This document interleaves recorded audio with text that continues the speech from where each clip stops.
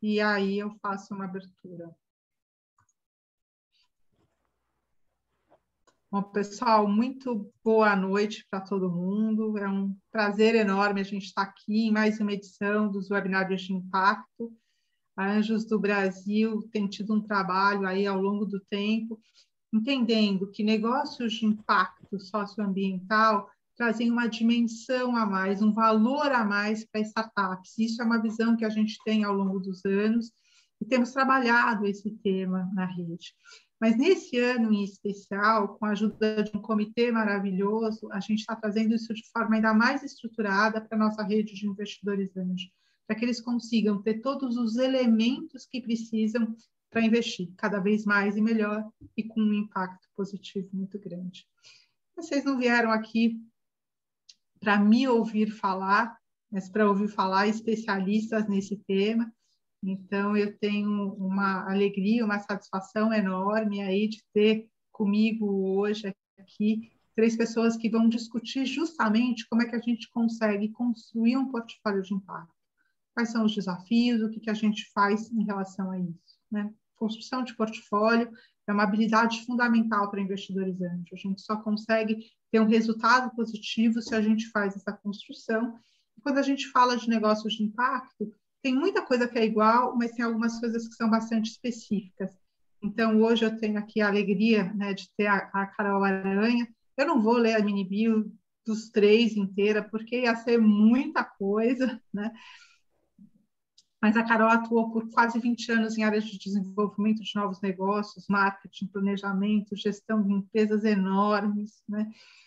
Ela tem uma carreira tanto no Brasil como na América Latina, e ela fundou em 2012 uma consultoria, que é a Impactix, que é especializada em fomentar o investimento de impacto socioambiental no Brasil. Ela atua em projetos de estruturação de fundos de investimento, desenvolvimento de projetos de impacto socioambiental para grandes empresas, para fundações, para institutos.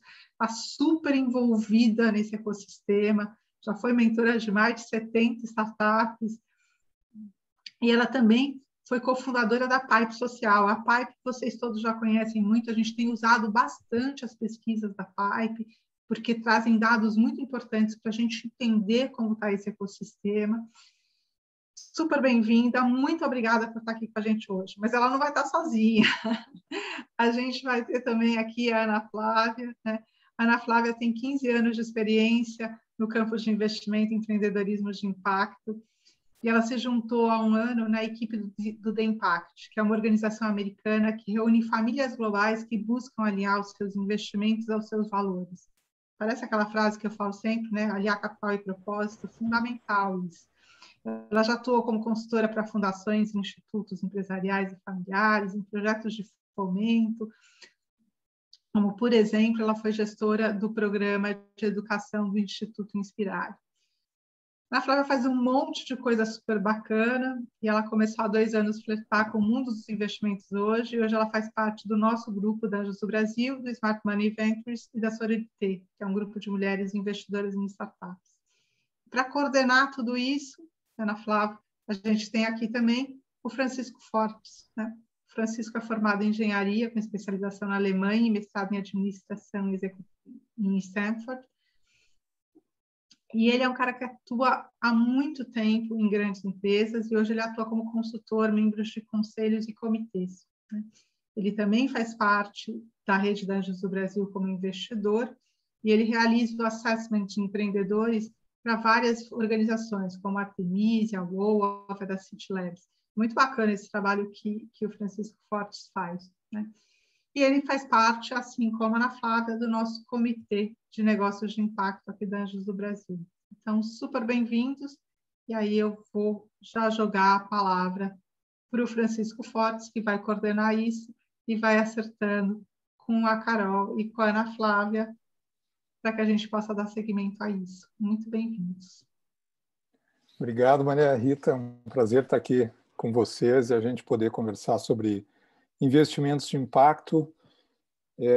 Eu peço para vocês as perguntas que vocês irem tendo, colocar no chat. No final, a gente vai ter um tempo para Q&A. E eu vou passar a palavra, então, agora para a Carol, para falar da experiência dela. e na sequência a Ana também fala, e depois a gente então abre para fazer um debate com todos e em função assim do que elas colocarem, tá? Então, Carol, tá contigo. Que legal, obrigada, Mara Rita, Francisco, Beto, pelo convite. Que bom também poder estar dividindo aí com a Ana. A gente se conhece há muito tempo.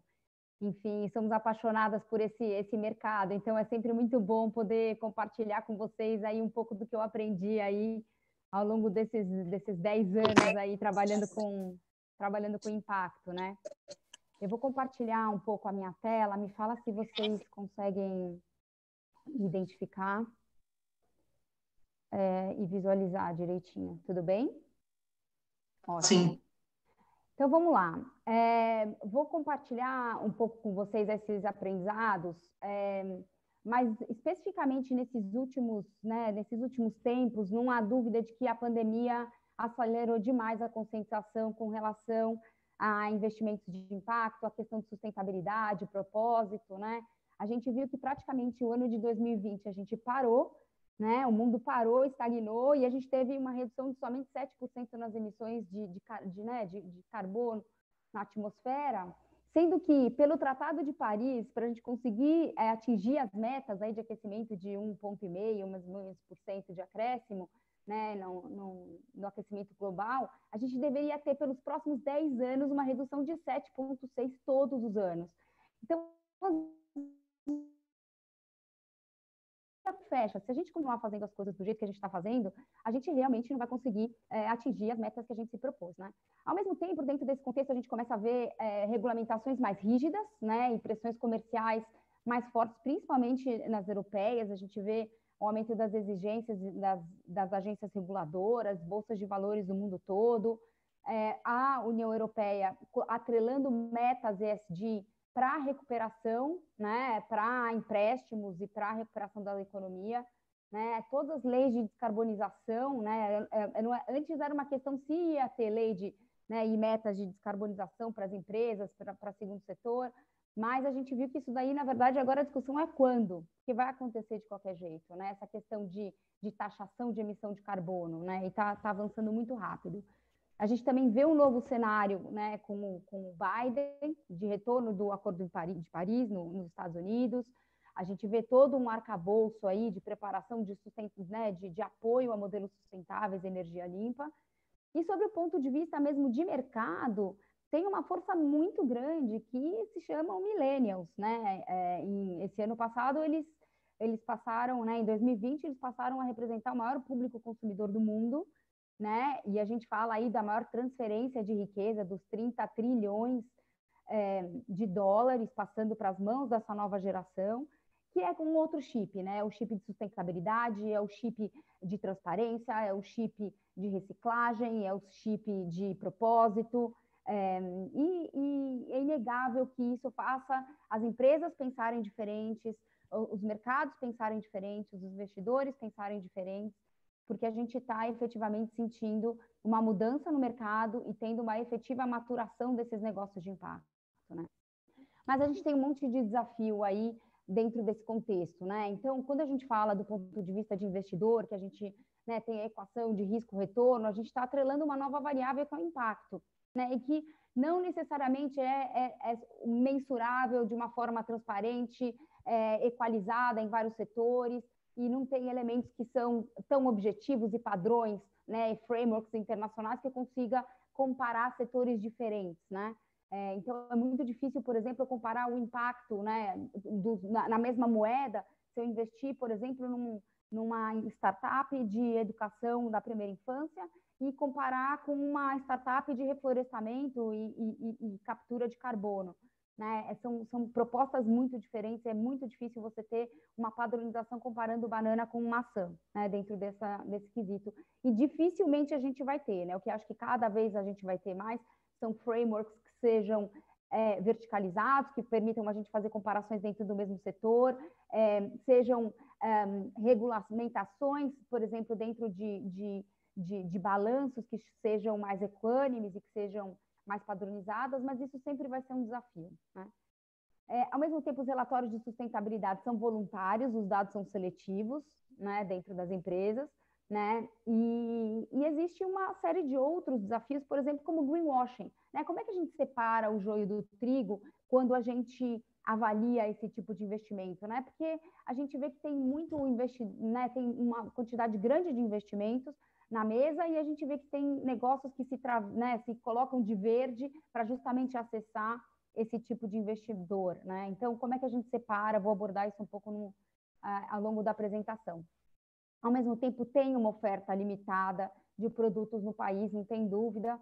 Isso também está crescendo ao longo do tempo, mas hoje a gente vê que ainda é um pouco restrito, mas eu vou falar ainda por onde a gente pode caminhar hoje, agora, de uma forma um pouco mais tranquila e assertiva, né?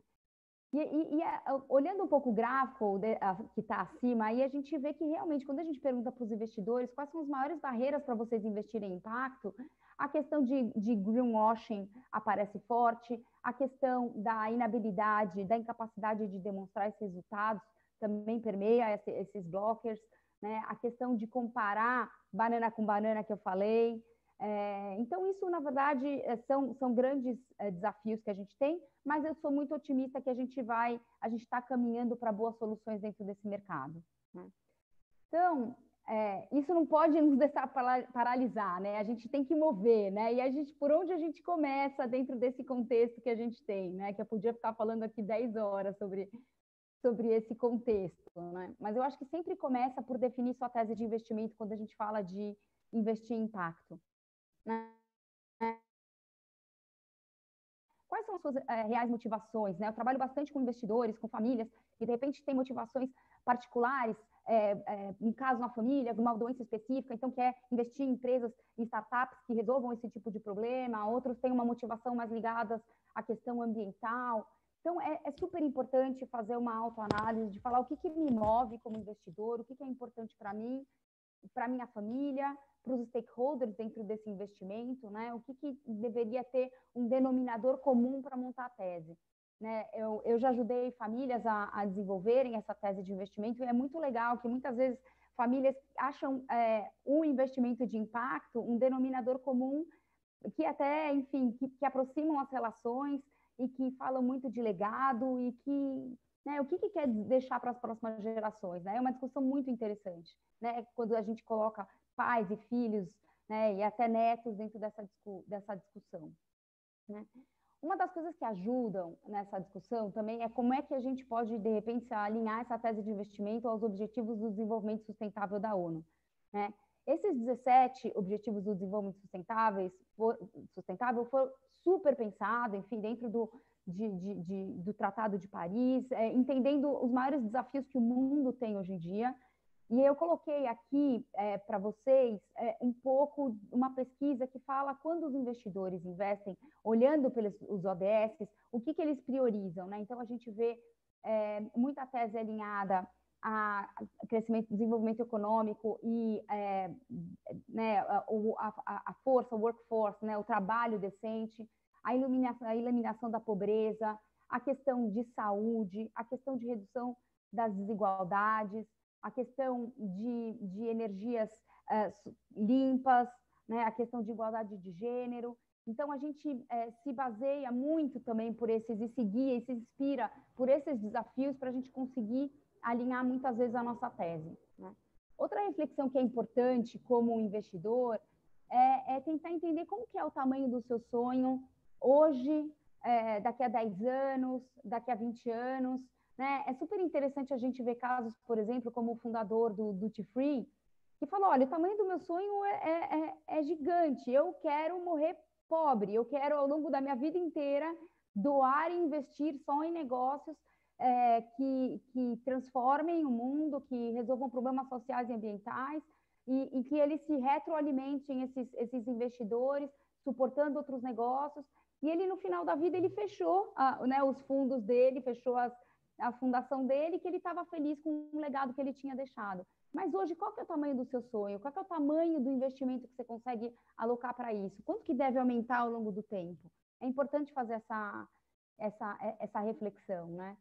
E aí, como é que setor que te chama, que público que te chama, que geografia que te chama, o que é importante para você? A gente não precisa pensar grande imediatamente, né? Vamos, de repente, a gente consegue começar pequeno, entender um pouco essa dinâmica e ir crescendo ao longo do tempo, né? É importante fazer a reflexão também, o que esse investimento tem potencial de mudar? Ele gera adicionalidade? Se eu não investisse nesse negócio, teriam outros investidores que talvez não faria diferença o meu dinheiro, né? A gente tem, para investidores mais sofisticados, conversado muito sobre adicionalidades, né? Outra reflexão importante é como o investimento em negócios de impacto se encontram dentro do seu portfólio, né, de investimentos total e filantropia, né? Eu gosto sempre de compartilhar com vocês esse quadro aqui do GSIA, que fala sobre os investimentos sustentáveis sob esse espectro. De um lado, desde a filantropia, do outro, pensando, né, investimentos tradicionais, né, e passando por todo um espectro que vale a pena, como investidor, analisar. Então, lá atrás, né, se usavam muito filtros de exclusão ou filtro negativo, né, começou lá com os mormons lá atrás, falando, olha, o dinheiro da igreja, a gente não investe em armas, cigarro, carvão, e foram excluindo alguns investimentos que têm um nível de complexidade muito baixa do ponto de vista de investidor, né? Outros investidores que têm uma abordagem que é o best in class ou filtro positivo. Bom, eu vou, na verdade, investir nesse setor, nesse segmento que eu conheço, que eu quero investir, mas eu só vou investir nas empresas que foram as melhores em termos de performance de ESG, né, de social, ambiental e governança. Outros têm uma abordagem um pouco mais sofisticada e mais complexa, né, em termos de abordagem, de implementação, que é a integração full, assim, de ESG, né? Então, muitas vezes, além das análises fundamentalistas, né, da análise financeira dessas opções de investimento, desenvolvem um screening, um filtro, para ter um olhar especificamente ESG nesses tipos de investimento. Depois a gente passa por o que a gente chama de engajamento acionário, que tem muito pouco no Brasil, ainda, mas tem um bom exemplo que a gente tem é o BlackRock, lá com Larry Fink, onde ele usa o poder dele, que ele tem nos assentos, nos boards, nos stakes das empresas, das grandes empresas, para mudar a estratégia desses grandes transatlânticos, né? Por exemplo, as petroleiras, enfim, óleo e gás, fazendo com que se transformem em empresas de energia mais limpa, né? Depois a gente tem uma outra abordagem de investimento temático, então tem investidores que falam, olha, eu só quero investir em temas relacionados, por exemplo, a um futuro mais sustentável, como alternativa à carne, energia renovável, então eles investem num tema só que ele já tem certeza que tem impacto de qualquer jeito. E tem essa abordagem que hoje que eu vou falar um pouco mais especificamente, que é de negócios de impacto, que hoje, né, quando eu comecei era bem focado em venture capital, né, em empresas em early stage, né, bem investimento anjo mesmo, e 3X, né, e ao longo do tempo vem crescendo, mas que são empresas que realmente vieram para solucionar problemas sociais e ambientais, e que têm double bottom line, que a gente fala. Eles têm, na verdade, objetivo de retorno financeiro, mas também objetivo de retorno socioambiental, né? E é daí que a gente vai aprofundar um pouco mais essa fala, né? Evoluindo um pouco das reflexões que devem, né, dos passos que devem ser tomados, né? Tem que ser feita essa reflexão de definir expectativa de risco, retorno e impacto, né? Como investidor, qual que é o seu apetite para o risco, né? Qual que é o seu apetite para o social ou para o financial? Tem um termo que a gente usa, que os Estados Unidos usa bastante, né? É social first ou financial first? Né? Se é financial first, basicamente você fala, olha, minha prioridade é retorno financeiro, o que trouxer de upside do ponto de vista social está no lucro, ou invertido no social first, né? E qual que é o seu apetite para risco, né? Quando a gente fala de VCs, a gente já está falando de um risco grande, né? Maior do que as outras classes de ativos que a gente tem, né? Mas qual que é o olhar mais early stage, mais pesquisa, mais sem modelo de negócio ou uma coisa um pouco mais consolidada, né? Um pouco mais em escala, né? Pensar também sobre expectativa de impacto, sobre expectativa de retorno financeiro, quanto tempo, qual que é o time frame, seu horizonte para que esse retorno ocorra. né? Isso não é muito diferente dos investimentos que vocês fazem em VC tradicional, né? Uma outra reflexão importante aqui, que eu acho que vale a pena, é não vá só, né? Entenda melhor estrutura e parceiros para vocês fazerem esse tipo de investimento, né? Um pensamento interessante é o seguinte: quanto tempo vocês acham que vocês têm para disponibilizar, para se dedicar realmente a esse tipo de investimento, né? Que alternativas poderiam se adequar dependendo do seu tempo que você tem, né? Então, se você fala, bom, Carol, eu não tenho muito tempo, eu ainda tenho, enfim, eu tenho pouco tempo para me dedicar a isso, mas eu gostaria de começar. Consegue começar muito fácil, por exemplo, através de plataformas de investimentos coletivos, né, que hoje a gente começa a partir de investimentos a partir de R$100, né? Vou citar alguns exemplos mais para frente, né, como o TRE, a gente tem, enfim, N exemplos que a gente citar e que a gente pode começar investimento agora de uma forma fácil, que você não precisa, né, fazer um investimento direto, fazer due diligence, fazer todo um investimento direto, né, de uma forma mais complexa. Ou você pode investir através de fundos de impacto, que cada vez a gente tem, felizmente, mais dentro desse mercado. Aqui até coloquei um exemplo de um mapeamento que eu fiz junto com o ICE, né, com o Beto, com a Célia, enfim, que foi importante para a gente conseguir mapear os fundos de impacto que existiam, a tese, o ticket, a performance até então, né, fundos como o Vox, que já estão mais consolidados, a gente tem outros fundos como a Positive Ventures, com uma pegada um pouco mais de tecnologia, então tem para todos os gostos hoje já no mercado, né? Ou pode investir diretamente, ou a partir de family offices, quando vocês já têm uma estrutura um pouco mais robusta para fazer esse tipo de investimento direto, ou mesmo expertise. Mas eu acho que muito desse grupo aqui, acho que vale muito a pena pensar em co-investir, porque vocês têm uma rede que é muito rica junto, mitigando riscos, dividindo expertises, fazendo isso de uma forma coletiva, que eu acho que é muito interessante, né? De qualquer forma, tem bons profissionais no mercado para poder suportar dentro de todo esse processo de investimento, né? E aí eu vou fazendo essas reflexões, né? Como começar essa prospecção para formar esse pipeline, que é sempre um desafio, né?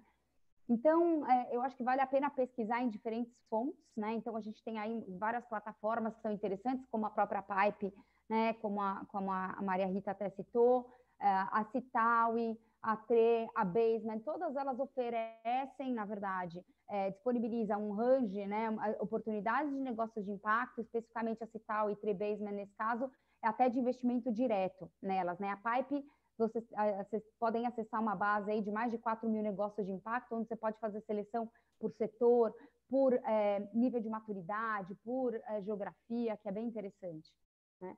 Podem ir também por aceleradoras. A gente tem aceleradoras incríveis que fazem um trabalho muito importante de maturação desse mercado, como a Quintessa, a Artemisia, onde realmente vocês têm até a oportunidade de fazer um investimento direto e ser mentor e acompanhá-los ao mesmo tempo, né?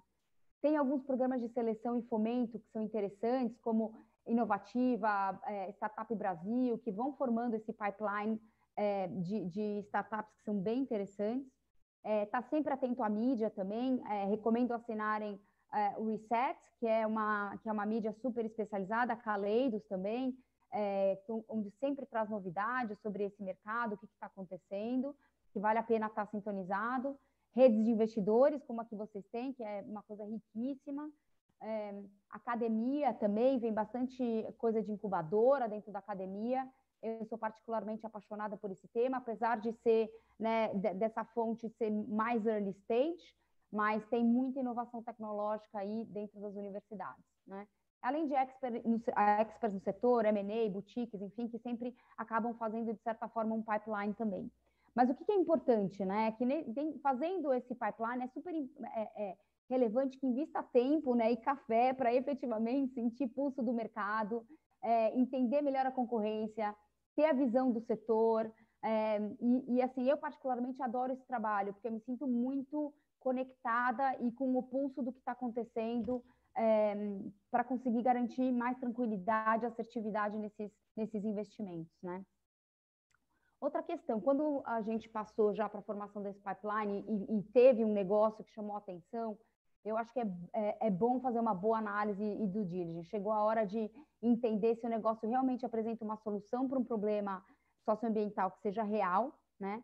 Que seja escalável. Eu, particularmente, tenho esse cuidado, porque a gente vê no setor de negócios de impacto soluções lindas, mas que quando você vê são muito artesanais, e a gente acho que realmente, assim, pelo menos na minha percepção, acho que a gente só vai ter mudanças significativas se a gente pensar em escala, e tecnologia dentro desse contexto é fundamental, né? Pensar muito sobre o modelo de negócio, já está provado, já tem algum tipo de sustentabilidade, não que você não possa pivotar, mas que já tenham vários aprendizados com relação ao modelo, que eu acho bem importante, né? Um outro ponto é a governança da empresa. Comparando um pouco as startups não de impacto com impacto, eu pessoalmente acho que como você adiciona uma camada a mais de impacto, algumas empresas tendem a alargar um pouco a governança, né? Isso é super importante estar muito amarrado, né? Entender um pouco das contingências, entender o cap table saudável, né? Eu já vi investidores falando, olha, eu peguei um stake de 40% daquela startup, falei, mas e aí? Mas e o fundador? Não, o fundador vai ser diluído, não sei o que, vai acabar com 20% dentro desse cap table. Isso não é saudável. Como é que você vai manter um empreendedor motivado dentro de um cap table que seja predatório, né? Então, é importante ter essa reflexão, pensar em entraves regulatórios, especialmente no Brasil. Isso daí, na verdade, não enfim, essa questão regulatória, tem muitos setores que não são para amadores, né? Já sofri bastante em alguns, né? A questão de patentes é importante também pensar, tem um plus, tem um diferencial quando a empresa já tem patentes, muitas vezes, né? Fazer a reflexão, acho que como muitos investidores experientes aqui, talvez compartilhem também dessa minha percepção, acho que é bem difícil diferente investidor e software, né? Hardware você tem toda uma outra dinâmica, né? Num contexto de Brasil, de muitas vezes de parque sucateado, de você ter que importar da China, de você contar com a qualidade vindo de lá, com questões comerciais que são desafiadoras. Então, isso é bem diferente, né? Entender um pouco se esse negócio tem a capacidade financeira, né, e cultural de atrair talento ao longo do tempo. E vendas para o governo, né? Para mim, na verdade, eu já tive experiências bem difíceis quando a gente fala de startup, querer vender para o governo dentro de um modelo que dependa disso, é muito desafiador, porque o governo não sabe comprar de startup, tem milhões de requisitos que devem ser preenchidos. Então, se efetivamente o negócio for super sexy, atender a todos os pré-requisitos, tem que pensar como é que deveria ser um modelo onde não necessariamente o governo pagasse por isso, mas um terceiro que tem algum tipo de interesse, né? E aí a gente vai para a avaliação do time, né? Como é que a gente avalia dentro desse espectro de impacto, né? Primeiro, eles conhecem bem o problema que eles querem resolver, né? Eles têm intencionalidade, isso é super importante com o viés de impacto, né? Muitas vezes, assim, é uma coisa que ajuda essa questão dessa paixão por resolver o problema. E vale a pena ressaltar aqui, paixão por resolver o problema, não pela solução. Porque isso também eu aprendi ao longo do tempo, que se o empreendedor se apaixona pela solução e não pelo problema, é muito difícil ele pivotar, ele mudar, ele ouvir, né? Mas é importante a gente ter isso com muita clareza, né? Óbvio que a questão de ética e transparência, né, e capacitação, né, para poder crescer, estudar, isso são condições sine qua non aqui, né?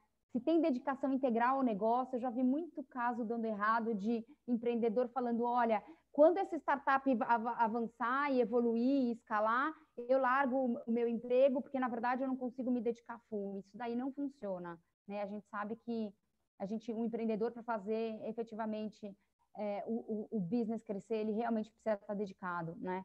A questão de complementariedade entre os sócios é importante. E a questão se já quebrou antes, eu acho isso um ponto super importante, porque no Brasil a gente não valoriza quem já quebrou, né? É uma cultura que é bem diferente por exemplo, da americana, que valoriza quem já quebrou, quem já teve uma experiência, sabe que não vai fazer de novo as mesmas besteiras, né? Então, eu contratando várias vezes, né, CEO para tocar esses negócios, aí conta ponto a mais se ele já quebrou efetivamente, né? E aí, depois do time, entra a questão da negociação, né? Qual que é o racional por trás, né, de todo esse valuation da empresa? Essas condições do term sheet são super importantes. As pessoas tendem a não valorizar todas essas cláusulas, os detalhes do term sheet, mas é a forma como, né, o term sheet é o acordo de namoro para acontecer o casamento. E se ela não está super amarrado, a chance disso dar errado é enorme, né? Então, tem que prestar atenção nos detalhes desse tipo de contrato, né? E aí, conversar um pouco sobre a valuation de empresa, as condições de pagamento, as tranches. Cada vez mais a gente está vendo no setor de impacto condicionamento de pagamentos e de prêmios às metas financeiras e socioambientais. Então, isso é um modelo que veio para ficar, né, que eu tenho visto cada vez mais. Como vai ser esse processo de monitoramento, deixar muito claro, principalmente o monitoramento dessas métricas socioambientais de antemão, né? E quais são as condições de termos de saída? Ninguém gosta de falar sobre divórcio, né? Mas a gente efetivamente vê os problemas que acontecem quando isso não foi bem determinado de largada, né? Então, essa parte de negociação é super importante. E aí vem, obviamente, a parte de legal, que, enfim, eu não posso me cansar de falar que é super importante ter bons advogados dos dois lados, porque os contratos precisam ser bons, né? Os contratos precisam ser bons para os dois lados, efetivamente. Pensar na melhor estrutura para realizar os investimentos, é um FIP, é uma SCP, é um investimento direto, como é que vai acontecer? No caso de investimento direto, qual que é a melhor alternativa? Então, vai ser um mútuo simples, um mútuo conversível, em quais condições, vai ser uma opção de compra de ações, vai ser um venture philanthropy. Essa é uma modalidade que é interessante dentro do setor de impacto, entre o que eu vejo mais, né, constantemente, geralmente vem de uma primeira camada de investidores com endowment, com doação, com um olhar um pouco mais filantrópico, ou com um first loss, para conseguir garantir um piso para que outros investidores consigam atrair mais capital, mais investidores para conseguir ampliar o bolo. Para mim é uma abordagem bem interessante, onde convivem diferentes tipos de expectativa de retorno financeiro dentro desse investimento em negócios de impacto, né? Tem que passar também por essa reflexão de como é que você vai proteger seu patrimônio desses riscos, né, de negócios. Enfim, a gente sabe que as leis evoluíram bastante do ponto de vista de investidores nos últimos anos, né? Mas é sempre importante, eu não canso de falar, como é que você se protege quando você faz investimentos diretos, né? E se for do seu interesse, como é que você garante que você vai ter alguma voz, né, na condução, né, na gestão desse negócio, dependendo do seu stake, né? Como é que você vai se relacionar e poder ter alguma gerência sobre esse investimento, né? E aí a gente vem aqui para a questão de medição, que é bem particular desse setor, onde basicamente de largada a gente precisa definir métricas, né, e padrões de monitoramento dessas questões socioambientais, né? Então, tem que garantir que seriam métricas que sejam, obviamente, que eu consiga medir, né? E não necessariamente precisa ser algo que seja super sofisticado ou caro. Existem alternativas mais baratas, simples e fáceis de mensurar. A gente não precisa ir para uma sofisticação grande, muitas vezes. Outra questão tem que entender se essas métricas estão diretamente relacionadas à solução da empresa. Já vi muita empresa aí colocando métrica que efetivamente não liga à solução, ao produto, ao serviço que ela oferece, né? E aí também acho que é importante conseguir medir questões que consigam ser isoladas de outras iniciativas, né? Não adianta você querer medir o impacto dentro, por exemplo, de uma comunidade que está sendo alvo de outras ações e outros produtos e serviços dentro do mesmo setor ao mesmo tempo. Então, isso é super importante. Hoje existem uma série de ferramentas que conseguem ajudar o investidor a monitorar melhor essas métricas ambientais e sociais, seja dentro do portfólio de investimento, seja diretamente nas empresas. A gente tem Impact Management Project como IMP, onde disponibilizam todas as ferramentas para esses investidores. A gente tem a biblioteca do Iris Gears como uma boa referência do que medir em cada setor. Tem GRI, tem SASB, tem o TCFD, que é a força-tarefa de Financial Disclosures, que está bem ligado à questão de contabilidade, até de uma maneira muito forte. A gente tem o B Impacting Assessment do Sistema B, enfim, que eu também recomendo, que é uma ferramenta muito simples para você conseguir começar a medir de alguma forma o impacto que as empresas têm dentro desse contexto, né? E aí eu acho que é o seguinte, começar pequeno e vai crescendo ao longo do tempo de acordo com as experiências que vão se adquirindo ao longo do tempo, né? Dá para começar com pequenos volumes, plataformas de investimento ou co-investimento junto com pessoas que entendam mais, em fundos de investimento, né? Eu acho que já tem fundos com ótima governança, retornos provados, tanto socioambientais quanto financeiros no país, né? Eu acho que vale a pena buscar gestores e suporte para poder te ajudar nesse processo. Eu acho que dá para aumentar esse volume de acordo, né, com o tempo e com a confiança, né? Eu sei que estou super estourada de tempo, mas eu trouxe alguns exemplos que eu pessoalmente já investi, e mesmo em... Ai, Carol, eu vou ter que te segurar nos exemplos e deixar para o bate-papo depois, pode ser? Último, pode, eu falo nos exemplos, mas era isso que eu queria dividir com vocês, e acho que é uma boa oportunidade aí a gente estar conversando sobre isso. Super obrigada. Obrigado, Carol. Obrigada. Se eu tivesse todas essas dicas quando eu comecei a investir em impacto, teria sido mais fácil, porque eu tive que descobrir muita coisa sozinho. Enfim, né? Coloca o teu contato no chat aí, porque eu acho que pode ajudar o pessoal depois com perguntas e contatos. Claro. Vou passar para a Ana Flávia agora para contar um pouco da experiência dela na jornada de investimento de impacto, o que ela aprendeu e como está indo tudo isso. Ana. Tá ótimo. Obrigada, Francisco. Obrigada, Maria Rita, pelo convite. É um prazer aqui estar com todos vocês, Carol, que a gente já tem feito algumas dobradinhas em outros espaços também. Eu vou dividir, vou falar rapidamente aqui, acho que um pouco da minha experiência profissional e como isso está refletindo um pouco, acho que nas minhas experiências pessoais, acho que até um pouco por que eu vim parar aqui nessa rede, né? Eu não faço isso sozinho, o meu marido está aqui, está acompanhando a gente, o Francisco Vidigal, a gente decidiu entrar para a rede juntos, né? Acho que era o primeiro modelo casal, um dos primeiros aí da rede, que eu acho muito interessante também. E a gente já vinha conversando há um tempo em casa, enfim, por conta das minhas experiências aí com negócios de impacto. E a gente definiu algumas linhas muito gerais que estão longe de serem aí definidas como uma estratégia, né, de investimento, mas a gente, enfim, chegou à conclusão que a gente queria olhar para negócios com foco em impacto e tecnologia, né, e com uma lente também em diversidade, equidade e inclusão, que é muito a bandeira aí que meu marido vem também desenvolvendo profissionalmente. Os setores que a gente vem olhando são educação, food, agritech e economia circular, e hoje a gente já está com 9 investimentos, Anjo. A gente faz parte da Anjos para fazer investimento direto, a gente faz parte do pool de investimentos também da Smart Money Ventures, a gente entrou no fundo 3 da Vox Capital, que é uma gestora exclusiva para impacto, né? Inclusive, o fundo 2 deles foi considerado um dos 25% aí mais rentáveis no mundo, né? Pelo PitchBook, que avalia outros fundos de VC também. Já experimentei também alguns mecanismos de dívida, que mais para aprendizado mesmo, que eu acho super interessante, com a Trey Investimentos, com o Clube Vox, com a BenTV.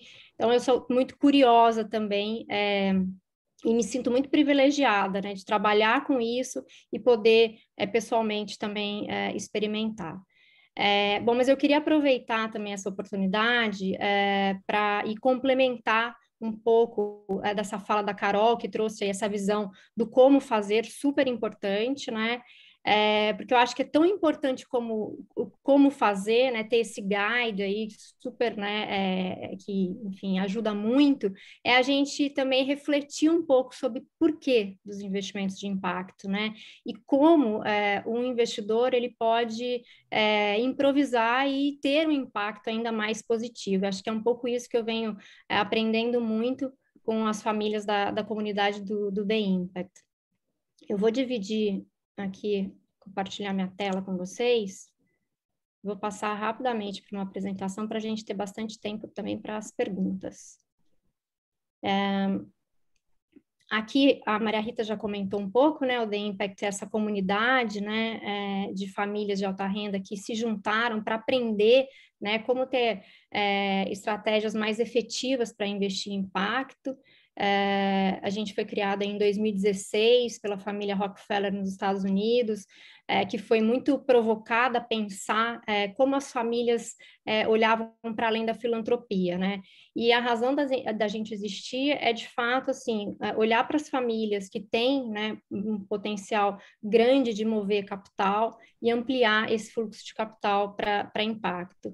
E tudo que a gente faz é muito na base do peer-to-peer learning, a gente é uma rede como a Anjos, mas é uma rede de famílias que busca alinhar aí os seus investimentos aos seus valores. Acho que tudo que a gente faz, na verdade, no The Impact, a gente parte de 3 premissas, né? Para a gente, todo e qualquer negócio, ele tem um impacto social e ambiental. Todo e qualquer negócio, ele é afetado, né, pelas questões sociais e ambientais. E a gente acredita muito, a gente é muito enfático nisso, a gente acredita que os líderes empresariais e os investidores, eles não só podem, mas eles devem, né, ser mais intencionais na maneira como eles operam e eles investem, né, e eles podem fazer isso de 2 formas, a gente acredita, procurando entender, né, e moderar os efeitos negativos aí que essas questões ambientais e sociais podem ter sobre os negócios no longo prazo, ou gerindo e investindo em negócios com soluções que causam impacto positivo, né? Acho que, olhando para a nossa comunidade, em mercados mais maduros, né, a gente vê claramente que os investidores e os líderes empresariais, eles já despertaram, né, para essa realidade, né, que não existe negócio que não está dentro de um contexto social e ambiental, não dá para separar, né? E a gente também vê tendências, né, claras, né, que vão influenciar a forma como a gente investe, né? Como a Carol mencionou dos milênios, né, essa transferência de dezenas de trilhões de dólares, né, nas próximas décadas para as gerações futuras, mudanças climáticas, mudança no mercado de trabalho, a questão da automatização, tudo isso pode ser visto como risco para quem não está acompanhando essas mudanças. Mas eu vejo muito como grandes oportunidades de negócio também. Aí, aqui uma lembrança, né, a gente retomar um pouquinho, não tirar da nossa mente, né, que é a figura dos objetivos sustentáveis, aí, dos objetivos do desenvolvimento sustentáveis, os ODS, né, que foi, na verdade, estabelecido aí em 2015 pela Assembleia das Nações Unidas e que devem ser alcançados em 2030, né, e a gente tem um longo caminho ainda para perseguir, né, para alcançar esses objetivos. E a gente tem que mobilizar trilhões de dólares anualmente para chegar a esses objetivos. Então, acho que não existe outro caminho, né? O único lugar onde a gente vai encontrar esse volume de investimento é no mercado de capitais. E, nesse sentido, os investidores podem ser os grandes agentes dessa transformação. Então, por que a gente bate tanto nessa tecla, fala tanto, né? E por que os investimentos de impacto importam tanto, né? Porque a gente tem uma urgência, né? A gente tem a urgência de trazer esses negócios e as finanças para serem parte dessa solução. E aqui, eu acho que quando a gente fala de impacto, eu gosto muito de trazer essas 2 perspectivas também, né? A tendência, quando a gente fala de impacto, é comum que a gente pense no impacto da empresa, né? Ou a mudança que essa empresa causa no mundo por meio das suas atividades. eu gosto de chamar a atenção também para o impacto do investidor, né? Da mesma forma que qualquer investimento gera impacto positivo ou negativo, os investidores também eles têm impacto a partir das suas escolhas, né? Eles podem buscar retorno financeiro, logicamente, né? É isso que a gente quer, mas implicitamente ou explicitamente, eles também estão participando do impacto que essas empresas estão gerando nos seus funcionários, nas comunidades, no planeta, né? Não dá para separar. Ou seja, o impacto do investidor também é a mudança que ele puxa, né? Que ele induz com as suas decisões. E esse estudo aqui da Universidade de Zurique, ela mostra que existem formas, né, de gerar mais impacto positivo, do investidor gerar mais impacto positivo. E eles apontam que eles destacam para 3 formas, né?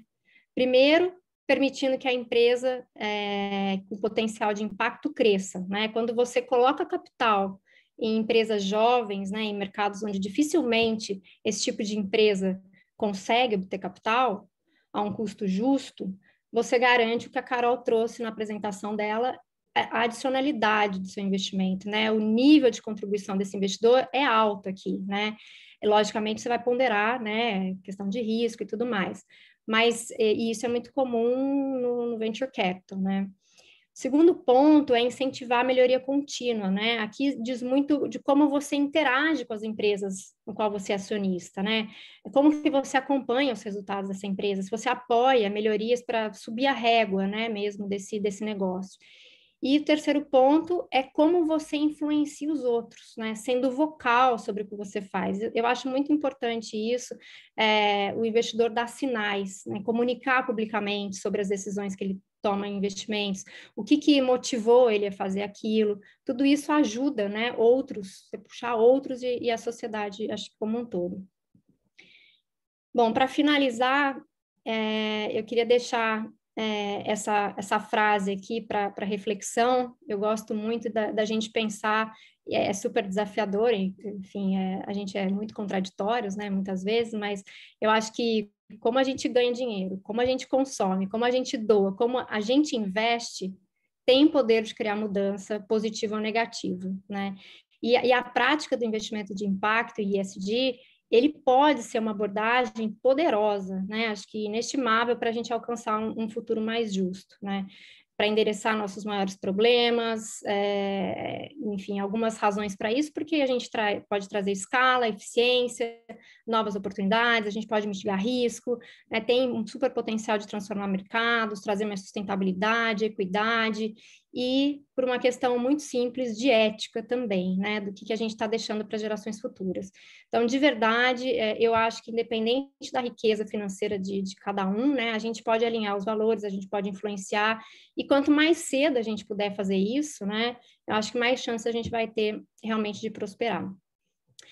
É isso que eu acredito muito, né, e é isso que eu queria dividir hoje com vocês essa noite, e fico super à disposição para perguntas. Queria convidar vocês também para conhecer nosso site, que tem uma série de publicações do The Impact, que também acho que dá para aprofundar mais aí sobre investimento de impacto. Obrigada, gente. Obrigado, Ana. Muito bom. Vocês passaram, assim, uma experiência bastante grande para a gente, sabe? E quando a gente percorre uma trilha, assim, que nem vocês percorreram, de muitos anos já, e grandes, vamos dizer assim, aprendizados, erros, acertos, sempre existe algumas coisas assim que mais marcaram a gente e que foram mais importantes assim nessa trajetória. Eu queria perguntar se vocês pudessem dizer assim, não sei, talvez umas 2, 3 lições assim que ajudaram muito vocês nessa trajetória de investimento de impacto. Quais seriam assim? Ixi, são tantas, mas enfim, já passamos por alguns write-offs aí, alguns recentes, né, Beto?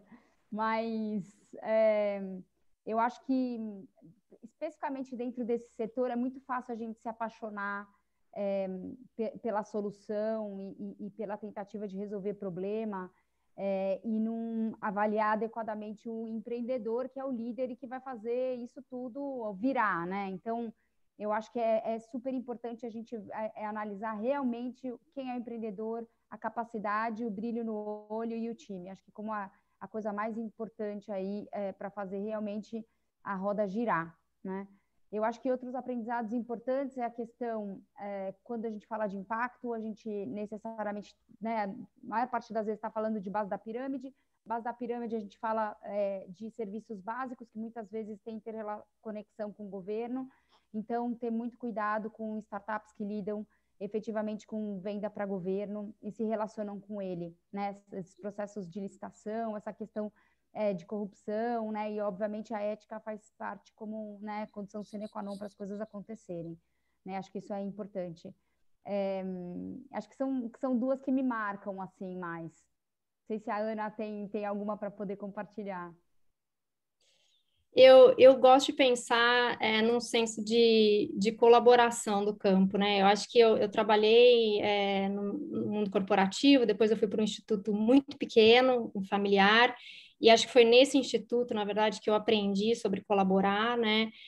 Para ver o campo avançando. Então, acho que olhar para os desafios que os empreendedores têm, buscar, né, soluções, enfim, e apoio na academia, com os investidores, com os intermediários. Eu acho que é muito importante a gente ter essa visão e essa empatia, né, que cada um ali está com seus desafios, mas eu só vejo o campo avançando com colaboração. Hoje, nessa comunidade de famílias também que eu trabalho, eu vejo que as famílias querem muito avançar nas suas trajetórias individuais, com seus próprios portfólios, mas os grandes avanços que eu vejo são quando elas se juntam para construir algo maior, assim, pensar em ir fazer uma advocacy num banco, juntas, e engrossar, enfim, eu acho que o senso de colaboração é uma coisa que a gente precisa muito nesse campo.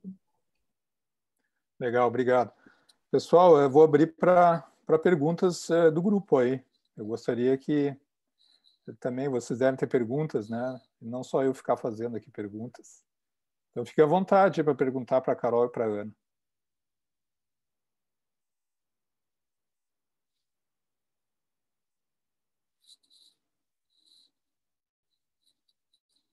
Se não vier, eu vou fazer outra, mas vou dar o tempinho para...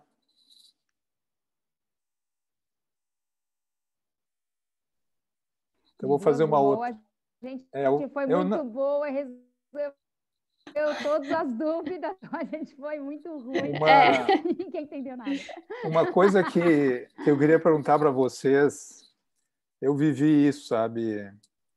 Tem uma diferença em investir em startup normal e investir em impacto. Quando você é o investidor, qual é o mindset assim que a gente tem que adaptar assim para quando a gente vai para startups de impacto, hein?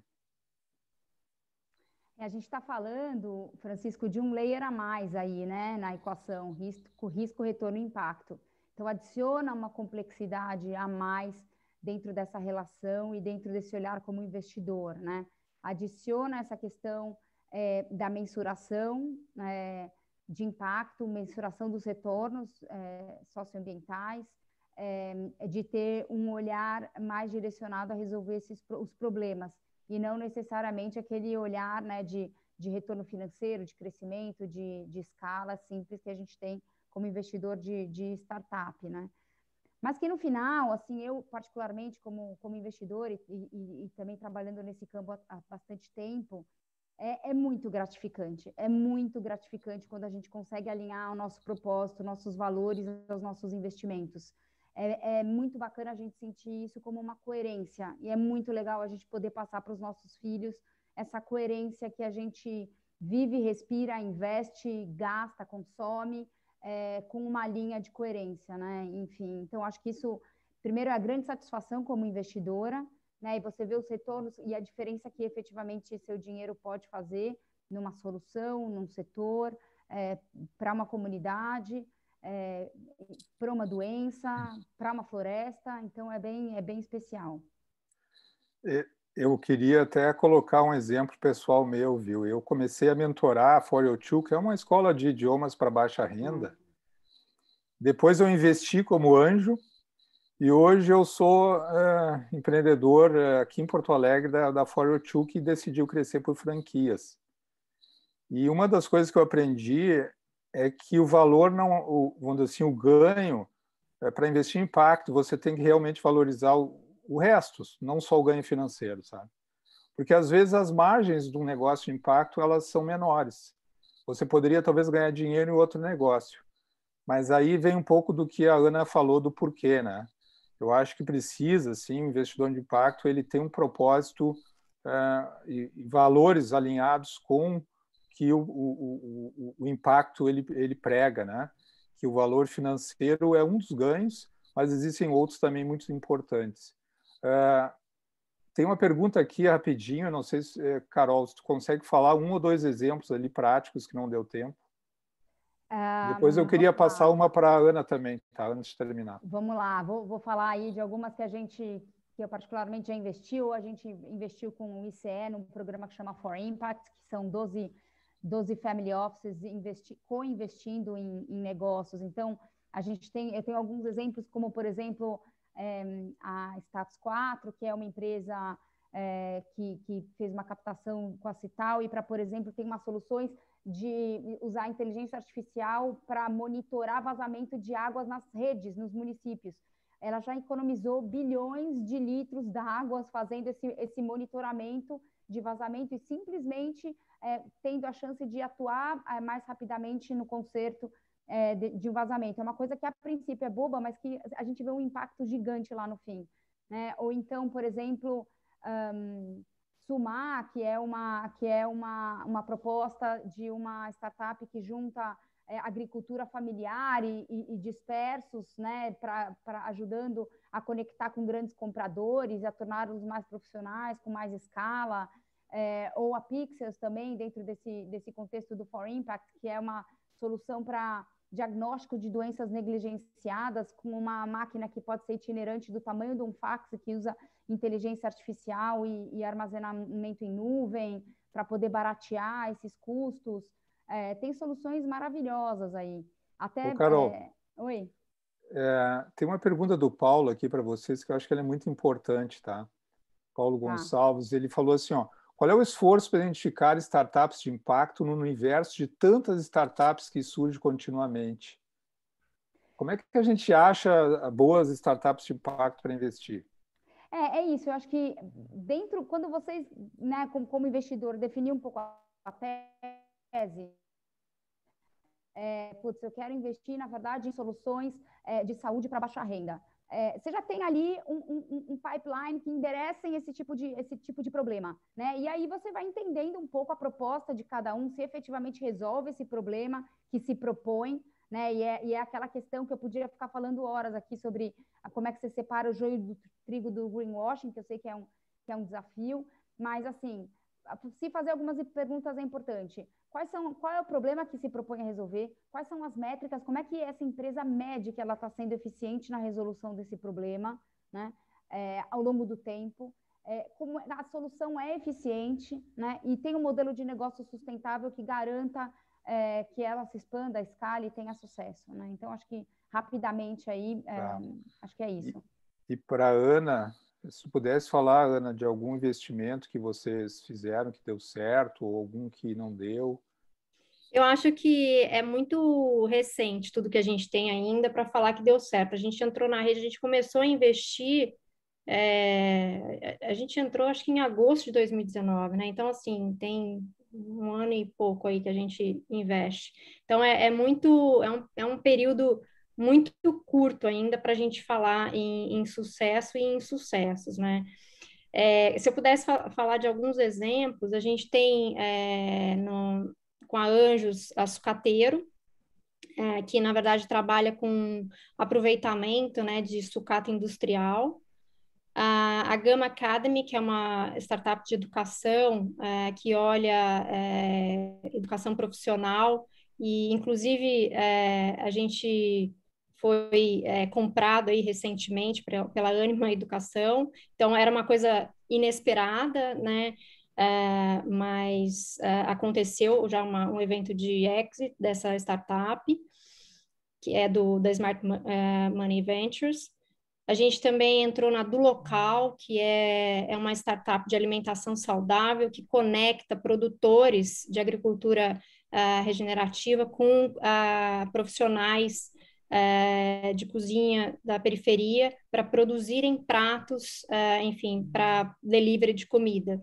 Essa é a Do Local, que é a minha menina dos olhos aí, que eu gosto muito desse modelo. E, enfim, temos outros, a gente tem uma Gero 360, que é uma tecnologia aplicada nas ILPIs, né, que são as instituições de longa permanência para idosos, que é bem bacana também. Coletando também, que é de economia circular, que a gente entrou pela CriaBis. E os investimentos de dívida, né, que eu fiz na Vivenda, na Diaspora Black, que na verdade são mecanismos de dívida, não equity, né? Então, essas foram algumas das startups que a gente investiu. Tem outras também. E complementando assim a resposta, na minha visão também ajuda muito quando a gente está por cima das aceleradoras de impacto, né? Artemisia, Quintessa, a Anjos também, né, Maria? A gente vai também começar a trazer startups de impacto para a rede da Anjos do Brasil, né? Com certeza, e as pessoas que fazem essas seleções e trabalham em aceleradoras, elas fazem só isso, né? Então, o grau de especialização é muito grande e evita a gente errar, né? Então, Perfeito. eu queria agradecer a Ana, a Carol. Eu acho que foi muito bom a Ana poder botar o contato também aí no chat. Vou colocar aqui. E agradecer as perguntas também e passar para Maria Rita fazer o encerramento, que a gente chegou na nossa hora, né, Maria? Muito obrigada, assim, super obrigada, Francisco, super obrigada, Ana Flávia e Carol, por estar aqui com a gente. Acho que é sempre um tema para a gente se aprofundar muito, né? Acho que a gente tem trazido aí, a grande maioria dos nossos encontros, a gente tem trazido aí no meio das startups que a gente apresenta, startups de impacto. Para setembro, a gente vai ter um encontro exclusivamente com startups de impacto, que vem pelo nosso pipe, que vem pelo pipeline de todos esses parceiros que a gente tem. E é isso. Eu espero que a gente possa ter acrescentado muito, ajudado os investidores e as investidoras a cada vez mais conseguir olhar e entender, né? Como que eu analiso startups de impacto, como é que eu construo meu portfólio com startups de impacto, fazendo isso, que é incrível da gente poder fazer, de sermos privilegiados, que é poder aliar capital com propósito, aliar uma das coisas importantes que a gente tem, que é dinheiro, com a nossa visão de mundo e com o mundo que a gente quer construir. Então, muito obrigada e até a próxima. Obrigada, Maria Obrigada, Rita. obrigada pela Obrigado, oportunidade. gente.